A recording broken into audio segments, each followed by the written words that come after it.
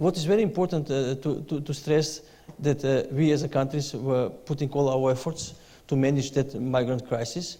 And based on the October the conclusion of European Commission, we started to coordinate the policies of the countries on the route, so-called Balkan route. Mainly coordination was between Macedonia, Serbia, Croatia, Slovenia, Austria, Hungary, and some other countries. And one of the biggest concerns for my country was so-called domino effect of closure of the borders. If the borders on the north are closed, then Macedonia might end up with a huge number of migrants on the territory that we cannot cope.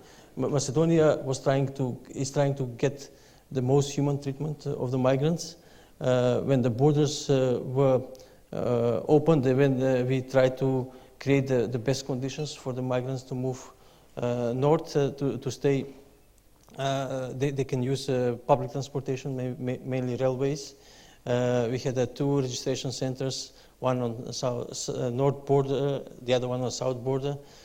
We provide some facilities for vulnerable groups of the migrants in order to ease their movement. What's very important is that the magnitude of the crisis is so big that it's necessary to have a joint policies in order to tackle that crisis. When I say joint comprehensive policy, I mean that whole Europe should be involved, not just European Union, but also countries who are candidate countries or countries who would like to join European Union and who are on that route. It's important Turkey to be involved. Countries which are in near neighborhood of Syria, like Jordan and Lebanon. And as well, we need to have also global approach. We need United States to get more involved in this crisis.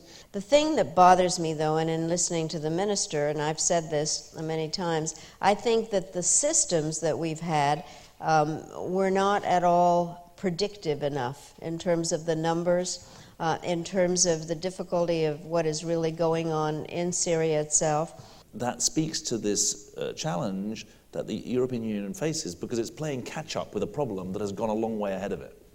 And the truth is, it's easy to look back and say that in 2011, 2012, if the European Union had started a relocation scheme, if it had started a legal plan, if it had started more efficient and effective aid to Lebanon and Jordan, we wouldn't be in this position now. And I think that's true, actually.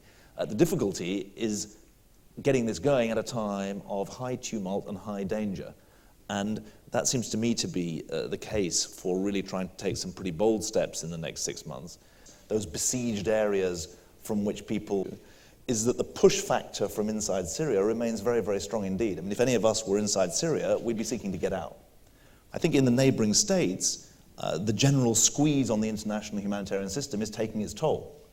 So, although the World Food Programme is that 160,000 would be relocated from Germany and elsewhere. So I think that explains why countries like Macedonia feel like they're caught. What's very important that first the European Union and also international community give a huge support to the countries which are neighbors of Syria.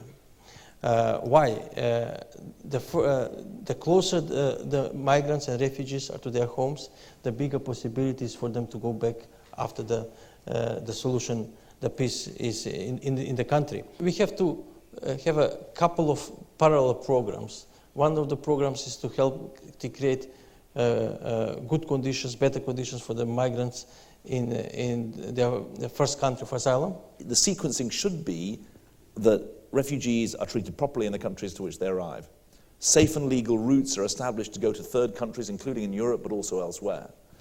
That prospect of hope for someone to find a safe and legal way to a third country undercuts the claim of the smuggler, which at the moment is, I'm your best way of getting to the European Union. And then on that basis, the European Union can say to its citizens, we've got an organized flow, we're going to share it out, and we're going to regulate it. Without that sequencing, you end up courting the kind of difficulty that happened last year. And that's the fear that I have, and the danger of the real danger, I would see is if you end up with chaotic scenes like that in the middle of June, that will be a very bad backdrop in which to be fighting a referendum campaign. One is that there is a lot that can be done within the humanitarian system to make it work much better. The humanitarian sector, I would prefer to call it, is a disparate group of actors united by a sense that they want to do the right thing. But it's a sector which has too many institutions and too many practices that are well tuned to the world of 20 years ago rather than the world of today. It's crunch time for the humanitarian sector to make some reforms that would ameliorate the situation of the people who are affected by it. And we have our own views in IRC about what that should be. But I think what Madeleine has raised is very profound, which is that there is a bigger picture. And if I may say so, what you're saying is that as long as the flow of people from old wars and new wars carries on at the rate at which it's going, however much we improve the humanitarian system, we're always going to be playing catch-up. And the truth is that the war in Afghanistan has been going on and off for 30 years. It's a civil war of 30-plus years duration. I think what you're raising, Madeleine, is a point about global political leadership, not just on humanitarian issues, but on issues of war and peace. And my perspective on that is that the international political system is certainly more divided than at any time since the end of the Cold War. As I mentioned earlier, the closer the refugees are to their homes, the bigger probabilities for them to go back to their homes. The further they are, the less probabilities that they will go back to their homes.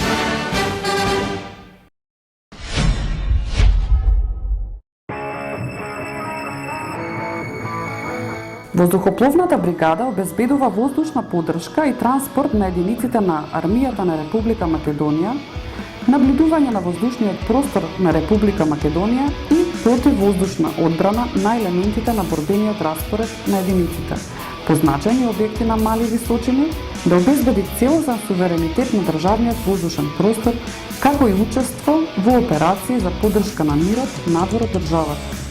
Воедно, при елементарни непогоди и катастрофи врши цивилно пребарување и спасување, гасење на пожари и медицинска евакуација. Воздухопловната бригада ги има следните задачи: координација и контрола на плановите на подчинетите единици, планирање и реализација на мерки, активности и постапки за подигнување на нивото на борбена готовност согласно проценетата безбедносна состојба и добиените наредби, планирање и реализација на активности и постапки за поддршка на централната и локалната власт во справување со елементарни непогоди, организација и спроведување на наблюдување, контрола и обезбедување на суверенитетот на воздушниот простор на Република Македонија, постојано следење на воздухопловите во воздушниот простор над Република Македонија, навигацијска помош на воздухопловите, идентификација на воздухопловите во воздушниот простор над Република Македонија, дистрибуција на слика за состојбата по воздушниот простор до заинтересираните корисници, автоматска дигитална размена на податоците за ситуацијата во воздушниот простор на регионално ниво, подготовка за извршување на мобилизација, постигнување и одржување на борбена готовност, обука на персоналот за учество во мултинационални операции и мисии за одржување на мирот и борба против тероризмот, како и учество на вежби со НАТО и коалиционите партнери. Војното воздухопловство на Република Македонија е конституирано со одлука на првиот председател на Република Македонија, господин Киро Глигоров, на 10 април 1992 година. Со тоа е конституирана командата на војното воздухопловство и противвоздушната одбрана, авијацијска бригада со авијацијски, транспортен и борбен хеликоптерски скадрон. По повод првиот историски лет на македонското воено воздухопловство со авион од типот УТВА-75, 10 јуни се слави како Ден на македонското воено воздухопловство и противвоздушна одбрана. Воздухопловна бригада во состав на Здружената оперативна команда од 2012 година.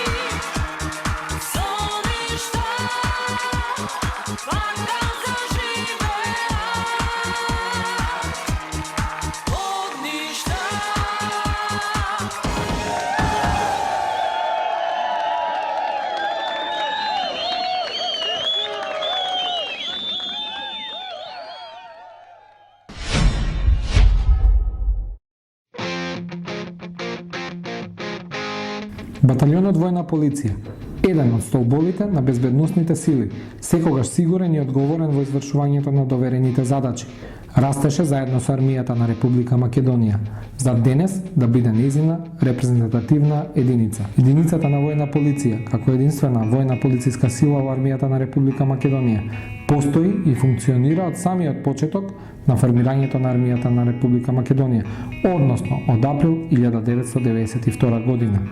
Имено, баталионот на војна полиција е формиран со указ на председателот на Република Македонија на 15 април 1992 година и во поголемиот период функционираше како самостојна единица на Генералштабот на армијата на Република Македонија.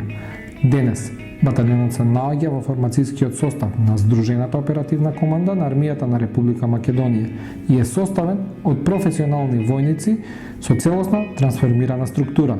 Како таков, го поседува бараниот степен на компатибилност со вакви единици во НАТО. Баталионот на војната полиција има корени од богатата македонска историја. Како ден на единицата се одбележува и слави 29 октомври. На 29 октомври 1878 година, во текот на македонското кресненско востание, е издадена наредба за формирање на војно-полициски началства на ослободената територија во Македонија, кои се всушност првите формално војно-полициски сили. Суштинските задачи на баталионот за војна полиција се следните: обезбедување на реони, правци, единици, команди и објекти од суштинско значење за одбраната, одржување на воен ред и дисциплина, учество во откривање и спречување на криминалитетот во одбраната, регулирање и контрола на војните учесници во сообраќајот, подготовка и одржување на подготвеноста на декларираниот вод кој влегува во составот на баталионската борбена група, давање поддршка на силите на МВР во справување со закани, ризици и опасности по безбедноста на Република Македонија, имплементација на научените лекции и усвоените НАТО стандарди и процедури со цел достигнување на целоснова интероперабилност и интероперативност со НАТО алијансата во сите области и функции, давање поддршка на органите на државната власт, единиците на локална самоуправа, граѓаните и невладините организации и институции, во справување со природни непогоди и епидемии, техничко-технолошки и други несреќи, постапка со војни заробеници. Баталионот на војната полиција секојдневно извршува редовни и вонредни задачи од доменот на службата на војна полиција, како што се пријавна служба во Министерството за одбрана и Генералштабот на армијата на Република Македонија, касарната Илинден и касарната Гоце Делчев, физичко обезбедување на Министерството за одбрана и Генералштабот на армијата на Република Македонија, техничко обезбедување на Министерството за одбрана и Генералштабот на армијата на Република Македонија, физичко и сообраќајно обезбедување на началникот на Генералштабот на армијата на Република Македонија, физичко обезбедување пред кабинетите на министерот за одбрана и началникот на Генералштабот на АРМА, служба на дежурство на војната полиција, припадниците од баталионот за војна полиција, покрај ангажирањето во извршувањето на редовни војно-полициски задачи, се ангажирани во извршување на вонредно војно-полициски задачи од службата за обезбедување последното: обезбедување ВИП личности, обезбедување на делегации, сообраќајно обезбедување, конвои, транспорти и колони, обезбедување на простор и простории, обезбедување на класифицирани документи, обезбедување на објекти и техничко обезбедување. Со интензивирањето на бегалската криза, почнувајќи од месец август 2015 година до денеска, баталионот за војна полиција активно е вклучен во поддршка на Министерството за внатрешни работи во справување со бегалската криза, контрола на протокот на мигранти на јужната граница.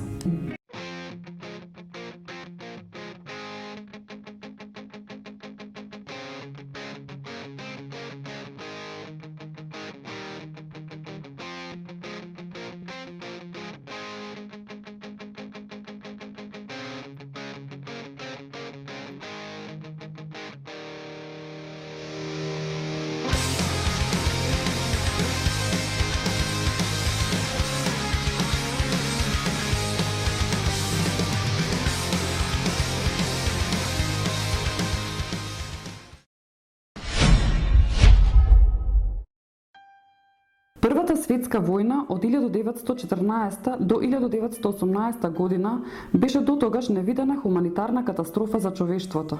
На двете завојувани страни, силите на Антантата и централните сили, загинаа и беа ранети повеќе од 30 милиони војници и цивили, мажи и жени, деца и стари лица. Човечките и материјалните потенцијали на Македонија беа безмилосно погодени од војната уште од самиот нејзин почеток. Во периодот од 1915 до 1918 година на територијата на Република Македонија од Ојран преку Битола до Охрид се протегаше главниот правец на линијата на Македонскиот фронт. На јужната страна на фронтот со база во Солун се наоѓаа силите на Антантата со воени обврзници од многобројни националности мобилизирани во армиите на Велика Британија, Франција, Србија, Италија, Русија, Романија и Грција. Од северната страна на фронтот беа стационирани централните сили со воени обврзници од разни националности мобилизирани од армиите на Германија, Австро-Унгарија, Бугарија и Турција. Македонците војуваа од двете страни на Македонскиот фронт, мобилизирани во армиите на Бугарија, Србија и Грција, но и како логистичка поддршка во тоа време на големите светски армии на Велика Британија, Франција, Италија, Германија. Во текот на тригодишното војување, градот Битола и Битолска област беа главни правци на действување на спротивставените војски на кои е извршен и пробивот на Македонскиот фронт во септември 1918 година. На позициите на падините на планината Ниџа, кај Горничево од 12 до 16 септември 1916 година се биела прва жестока битка помеѓу армиите на Србија и Бугарија, со бројни македонци мобилизирани во првите борбени редови на двете армии со илјадници загинати на двете страни. Борбите меѓу српската и бугарската војска по битката кај Горничево продолжиле на линијата преку врвот кај Макчалан на 2521 метар надморска височина, кој бил највисокиот врв на планината Ниџа. Борбите на кај Макчалан се воделе во рамките на против офанзивата на силите на Антантата, кои имале за цел да ги протераат централните сили преку Црна река. Во текот на октомври и ноември 1916 година се воделе жестоки борби во битката кај Црна река. Борбите продолжиле на падините на Селечка планина, од кои позиции силите на Антантата успеале да го освојат градот Битола на 19 ноември 1916 година. Кодите 1050-1212, изгорениот врв Питон Бруле, Карпестиот врв Питон Роше и други позиции во близина на Битола и Новаци биле главни упоришта каде се одвивале воени операции на битолскиот правец на Македонскиот фронт. Во текот на 1917 година Битола била разурната од артилериски гранати и бомби, кои честопати содржале и боени отрови, од кои настрадало бројно цивилно население.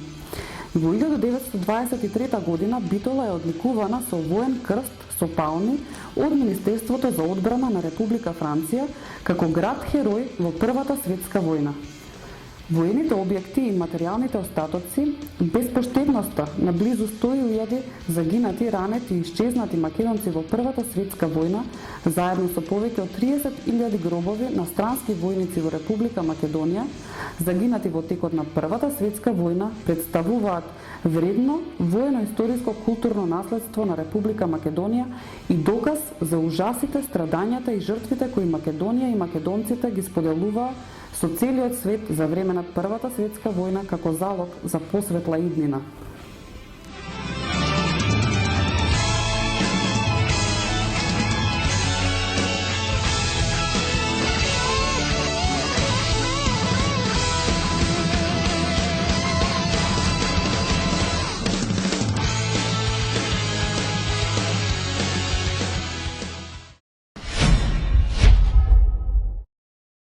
Воениот музеј во состав на Министерството за одбрана на Република Македонија во рамките на одбележување на 100 годишнина на настаниот Првата светска војна ја организира изложбата на фотографии од познатиот американски фотограф и кинематограф Мел Левој од збирките на Националниот музеј на здравство и медицина од Вашингтон. Фотографиите Левој ги снимил во Македонија за време на Првата светска војна на просторот на Македонскиот фронт. Проектот за организирање на оваа изложба е резултат на изворедната соработка која Воениот музеј и Министерството за одбрана на Република Македонија со години ја имаат и ја градат со институциите и граѓаните на Соединетите Американски држави. На фотографиите снимени од Левој ја гледаме Македонија, земја на Александар Велики како страдалница во Првата светска војна, чии рани и болки ги облажуваат и лекуваат медицински тимови и хуманитарци од Соединетите Американски држави. Преку фотографиите на Левој можеме да го почувствуваме хоророт на војната на Македонскиот фронт, но и секојдневниот живот и убавините на Македонија. Мерл Левој бил пионер на американската документарна кинематографија и фотографија, а бил и познат како пасиониран светски патник. Најпознат е по неговите кратки документарци за островите во Јужните мориња од 20-тите и 30-тите години на минатиот век. Познат е и како новинар на познатиот весник Патен Њус. Недолго, откако ја купил својата прва камера, Левој патува во Европа, за да известува за Првата светска војна. Неговиот филм «Херојска Франција» од 1917 им го пренел на американските кинопосетители хоророт на војната. После Првата светска војна, еден период работел за Меѓународниот црвен крст, за подоцна известувајќи за кинеската револуција, за малку да биде екзекутиран, бидејќи погрешка бил обвинет дека е руски шпион. Во поголемиот дел од животот, тој заедно со окото на неговата камера, патувале на сите 4 страни на светот, за кој патување подоцна од своите колеги ќе ја добие титулата «Модерниот Марко Поло». Мерл Левој починал на 6 декември 1953 година во Јоханесбург, Јужна Африка.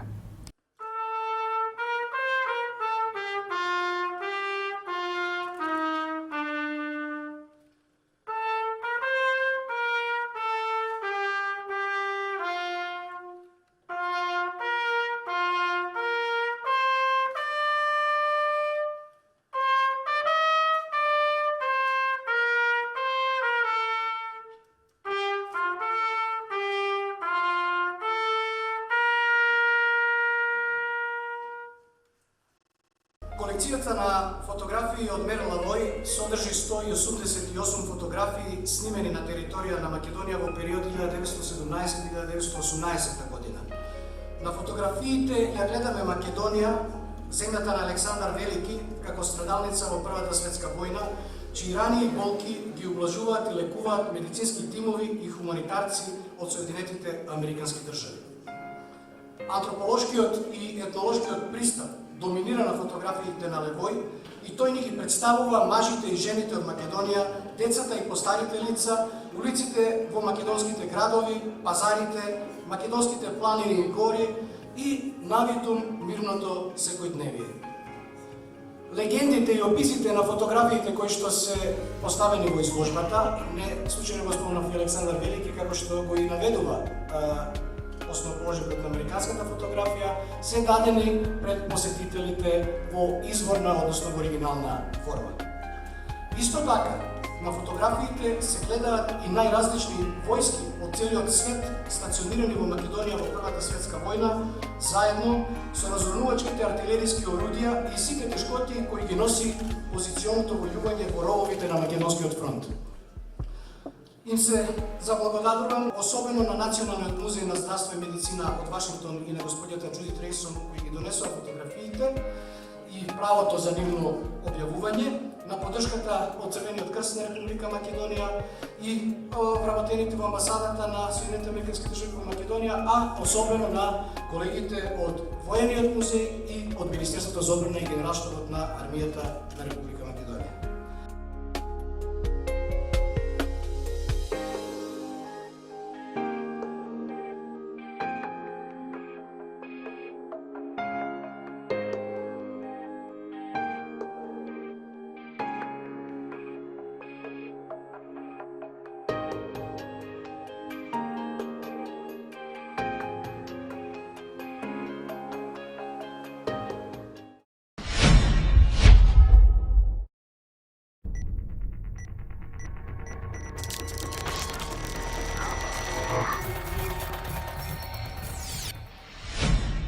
Леопард 2, најдобриот меѓу најдобрите. Тенкот Леопард 2 е несомнено еден од најдобрите основни борбени тенкови на светот, најуспешниот дизајн кој успеа во остварувањето на уникатен пристап кон трите основни принципи со кои се дефинираат оклопните борбени возила: огнена моќ, оклопна заштита и мобилност. Овој дизајн е толку импресивен што се докажува и со фактот дека Бундесверот планира да го задржи во служба до 2030 година. Ова би значило дека Леопард 2 ќе се користи повеќе од 50 години со широк спектар на надградби, опфаќајќи постојана еволуција на неговите способности. Леопард 2 е вооружен со топ 120 мм со мазна цевка, произведен од Rheinmetall, кој користи два основни вида на проектили. АП-ФСД-СТ, познат под името Silver Bullet. АП-ФСД-СТ е противоклопен проектил кој действува со помош на својата кинетичка енергија и истиот има ефикасно дејство на далечини до 2000 метри. И ХЕАТ-МПТ истиот представува повеќе наменски, високоексплозивен проектил со противпешадиски способности. Проектилот може да действува против борбени хеликоптери, бункери и лесно оклопни борбени возила. Борбениот комплет на топот изнесува 42 проектила, 27 се чуваат од левата страна на возачот, 15 во левата страна на куполата на тенкот и истите се одделени од борбениот оддел со врата на електричен погон. На левата страна од топот поставен е испрегнат митралез 7,62 мм МГ3 и слично оружје може да се монтира на турелата на послужителот. На двете страни на куполата монтирани се по 8 isfрлувачи на чадни гранати. Тенкот го придвижува МТУ МБ 873 К501, 47,6 литерски V12 цилиндричен турбодизел мотор кој развива 1104 киловати или 1500 конски сили при 2600 вртежи во минута. Леопард 2 може да се движи со максимална брзина од 68 км на час, која е ограничена на 50 км на час во мирновременски услови и истиот може да се движи наназад со брзина од 31 км на час. Потрошувачката на гориво се проценува на околу 300 до 500 литри на 100 км. Четирите резервоари за гориво имаат вкупен капацитет од околу 1160 литри, давајќи максимален опсег на движење без дополна со гориво од околу 500 км. Леопард 2 изработен е во повеќе варијанти. Леопард 2А1, 2А3, 2А4, 2А4 Revolution, 2А5, 2А6, 2ПСО Peace Support Operation и на 14 јули 2010 година ја представи следната генерација на Леопард 2, Леопард 2А7, кој вклучува нов пристап во надградбата и модуларноста, со што во голема мерка се зголемува ефикасноста на Леопард 2 во операции во урбани средини, како и во операции со висок интензитет. За ефикасно извршување на задачите, Леопард 2А7 дополнително е опремен со сеопфатен повеќе компонентен сет од опрема. Комплет за заштита од противтенковски оружја, противтенковски мини и ИН, секундарно оружје, митралез 12,7 мм, стабилизирано и далечински контролирано. Комплет кој обезбедува несмртоносни способности. Дополнителен пасивен оклоп кој нуди 360 степени заштита. Систем со камери и рефлектор за наблюдување, телефонска единица за разговор со десантна пешадија, дополнителен генератор на енергија за тивок режим на работа, дозерски нож за чистење на препреки, дневно-ноќен термален систем за наблюдување на место на возач за движење напред и назад, систем за ладење на електронските компоненти и членовите на посадата, систем за борба против цели кои се наоѓаат позади одредени објекти.